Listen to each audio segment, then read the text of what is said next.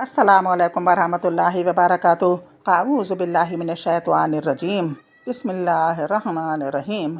रब्बी ज़िदनी इल्मा। अल्लाहुम्मा सल्लि अला मुहम्मद व अला आलि मुहम्मद।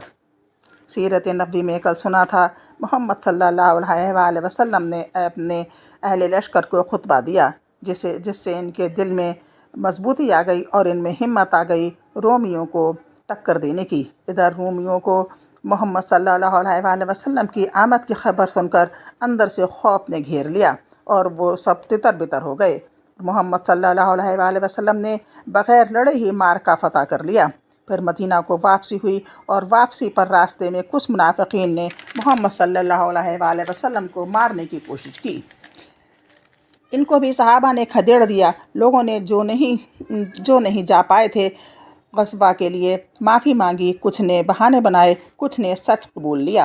बहरहाल ग़ज़वे का असर मुअस्सर साबित हुआ। ग़ज़वे के मुताबिक कुरान भी नाजिल हुआ, यानी कुछ आयतें। अब आगे इस सन के बास अहम वाक़यात। इस सन 9 हिजरी में तारीख़ी अहमियत के मुतअद्दिद वाक़यात पेश आए। तबूक से रसूल अल्लाह सल्लल्लाहु अलैहि वसल्लम की वापसी के बाद उवैर अजलानी और इनकी बीवी के दरमियान लियान हुआ। गामिदिया औरत को जिसने आपकी खिदमत में हाजिर होकर बदकारी का इकरार किया था रजम किया गया, यानी पत्थरों से मार दिया गया। इस औरत ने बच्चे की पैदाइश के बाद जब दूध छुड़ा लिया तब इसे रजम किया गया था। असहमा नजाशी शाह हफ्शा ने वफ़ात पाई और रसूल अल्लाह सल्लल्लाहु अलैहि वसल्लम ने इसकी गायबाना नमाज जनाजा पढ़ी। नबी सल्लल्लाहु अलैहि वसल्लम की साहबजादी कुलसूम रज़ी अल्लाह अन्हा की वफ़ात हुई। इनकी वफ़ात पर आपको सख्त गम हुआ और आपने हज़रत उस्मान से फरमाया, अगर मेरे पास तीसरी लड़की होती तो इसकी शादी भी तुमसे कर देता। तबूक से रसूल अल्लाह सल्लल्लाहु अलैहि वसल्लम की वापसी के बाद रासुल मुनाफिकीन अब्दुल्ला बिन उबई ने वफ़ात पाई। रसूल अल्लाह सल्लल्लाहु अलैहि वसल्लम ने इसके लिए दुआए मग़फ़रत की और हज़रत उमर रज़ी अल्लाह अन्हु के रोकने के बावजूद इसकी नमाज जनाजा पढ़ी। बाद में कुरान नाजिल हुआ और इसमें हज़रत उमर रज़ी अल्लाह अन्हु की मुवाफ़क़त और तायीद करते हुए मुनाफ़िकीन पर नमाज जनाजा पढ़ने से मना कर दिया गया। अब हज 9 हिजरी ज़ेरे इमारत हज़रत अबू बकर रज़ी अल्लाह अन्हु। इसी साल ज़िक़ादा या ज़िलहज 9 हिजरी में रसूल अल्लाह सल्लल्लाहु अलैहि वसल्लम ने मनासिक हज कायम करने की गर्ज़ से अबू बकर रज़ी अल्लाह अन्हु को अमीरुल हज बनाकर रवाना फरमाया। इसके बाद सूरह बरात का इब्तिदाई हिस्सा नाजिल हुआ, जिसमें मुशरिकीन से किए गए अहद व पैमान को बराबरी की बुनियाद पर ख़त्म करने का हुक्म दिया गया। इस हुक्म के आ जाने के बाद रसूल अल्लाह सल्लल्लाहु अलैहि वसल्लम ने हज़रत अली बिन अबी तालिब रज़ी अल्लाह अन्हु को रवाना फरमाया ताकि वो आपकी जानिब से इसका ऐलान कर दें। ऐसा इसलिए करना पड़ा कि खून और माल के अहद व पैमान के सिलसिले में अरब का यही दस्तूर था कि आदमी या तो ख़ुद ऐलान करे या अपने ख़ानदान के किसी फ़र्द से ऐलान कराए। ख़ानदान से बाहर के किसी आदमी का किया हुआ ऐलान तस्लीम नहीं किया जाता था। हज़रत अबू बकर रज़ी अल्लाह अन्हु से हज़रत अली रज़ी अल्लाह अन्हु की मुलाकात अर्ज़वादी सबहान में हज़रत अली रज़ी अल्लाह अन्हु की मुलाकात अर्ज़ या वादी सजनान में हुई। हज़रत अबू बकर रज़ी अल्लाह अन्हु ने दरियाफ़्त किया कि अमीर हो या मामूर। हज़रत अली रज़ी अल्लाह अन्हु ने कहा, नहीं बल्कि मामूर हूँ। फिर दोनों आगे बढ़े। हज़रत अबू बकर रज़ी अल्लाह अन्हु ने लोगों को हज कराया। जब 10वें तारीख़ यानी क़ुरबानी का दिन आया तो हज़रत अली रज़ी अल्लाह अन्हु बिन अबी तालिब ने जुमरा के पास खड़े होकर लोगों में वो ऐलान किया जिसका हुक्म रसूल अल्लाह सल्लल्लाहु अलैहि वसल्लम ने दिया था, यानी तमाम अहद वालों का अहद ख़त्म कर दिया और इन्हें 4 महीने की मोहलत दी। इसी तरह जिनके साथ कोई अहद व पैमान न था इन्हें भी 4 महीने की मोहलत दी। अलबत्ता जिन मुशरिकीन ने मुसलमानों से अहद निभाने की कोई कोताही की थी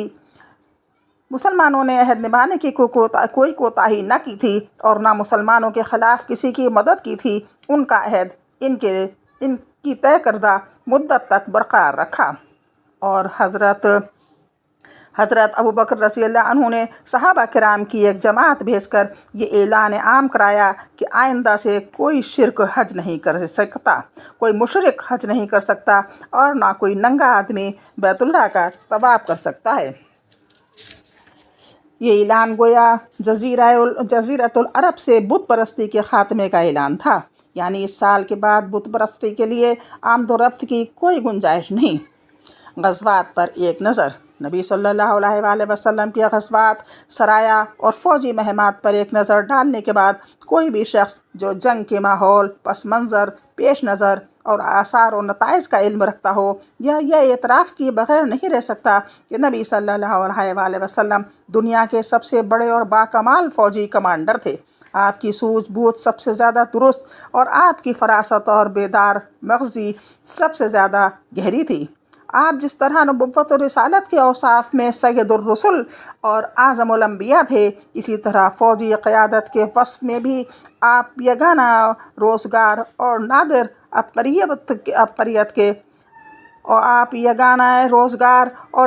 عبقریت کے مالک تھے۔ چنانچہ آپ نے جو بھی مارکہ رائے کی، اس کے لیے ایسے حالات و جہات کا انتخاب کیا جو حرم، تدبر اور حکمت و شجاعت کے عین مطابق تھے۔ کسی مارکے میں حکمت عملی، لشکر کی ترتیب اور حساس مراکز پر اس کی تعیناتی، موزوں ترین مقام جنگ کے انتخاب اور جنگی پلاننگ وغیرہ میں آپ سے کبھی کوئی چوک نہیں ہوئی، اور اسی لیے اس بنیاد پر آپ کو کبھی کوئی زک نہیں اٹھانی پڑی، بلکہ ان تمام جنگی معاملات و مسائل کے سلسلے میں آپ نے اپنے عملی اقدامات سے ثابت کر دیا کہ دنیا بڑے بڑے کمانڈروں کے تعلق سے جس طرح کی قیادت کا علم رکھتی ہے، آپ اس سے بہت کچھ مختلف ایک نرالی ہی قسم کے کمانڈرانہ صلاحیت کے مالک تھے، جس کے ساتھ شکست کا کوئی سوال ہی نہ تھا۔ اس موقع پر یہ عرض کر دینا بھی ضروری ہے کہ احد اور حنین میں جو کچھ پیش آیا، اس کا سبب رسول اللہ صلی اللہ علیہ وآلہ وسلم کی کسی حکمت عملی کی خامی نہ تھی، بلکہ ان کے پیچھے حنین میں کچھ افراد لشکر کی بعض کمزوریاں کار فرما تھیں، اور احد میں آپ کی نہایت اہم حکمت عملی اور لازمی ہدایت کو نہایت فیصلہ کن لمحات میں نظر انداز کر دیا گیا تھا۔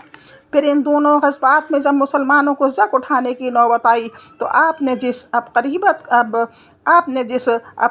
کا مظاہرہ فرمایا، اور وہ اپنی مثال آپ تھی۔ آپ دشمن کے مد مقابل ڈٹے رہے اور اپنی نادرہ روزگار حکمت عملی سے اسے یا تو اس کی مقصد میں ناکام بنا دیا جیسا کہ احد میں ہوا، یا جنگ کا پانسا اس طرح پلٹ دیا کہ مسلمانوں کی شکست فتح میں تبدیل ہو گئی، جیسا کہ حنین میں ہوا۔ حالانکہ احد جیسی خطرناک صورتحال اور حنین جیسی بے لگام بھگدڑ سپہ سالاروں کی قوت فیصلہ سلب کر لیتی ہے، اور ان کے اعصاب پر اتنا بدترین اثر ڈالتی ہے کہ انہیں اپنے بچاؤ کے علاوہ اور کوئی فکر نہیں رہ جاتی۔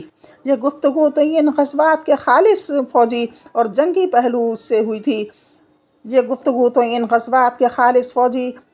پہلو سے تھی، باقی رہے دوسرے گوشے تو وہ بھی بے حد اہم ہیں۔ آپ نے ان غزوات کے ذریعے امن و امان قائم کیا، فتنے کی آگ بجھائی، اسلام و بت پرستی کی کشمکش میں دشمن کی شوکت توڑ کر رکھ دی، اور انہیں اسلامی دعوت و تبلیغ کی راہ آزاد چھوڑنے اور مصالحت کرنے پر مجبور کر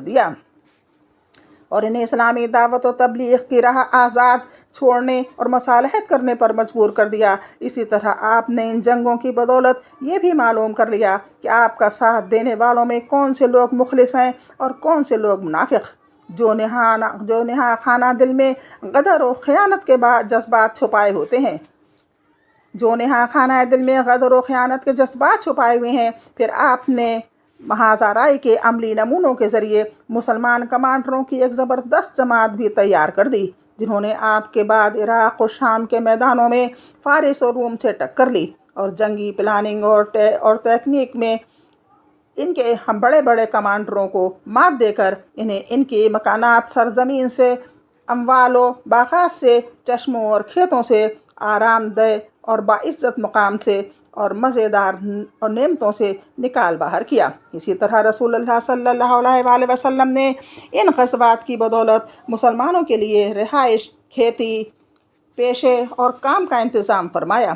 بے خانمہ اور محتاج پناہ गज़ीनों के मसाइल हल फरमाए, हथियार, घोड़े, साजो सामान और अखराजात जंग मुहैया किए, और ये सब कुछ अल्लाह के बंदों पर ज़र्रा बराबर जुल्म व ज़्यादती और जोर व जफ़ा किए बग़ैर हासिल किया।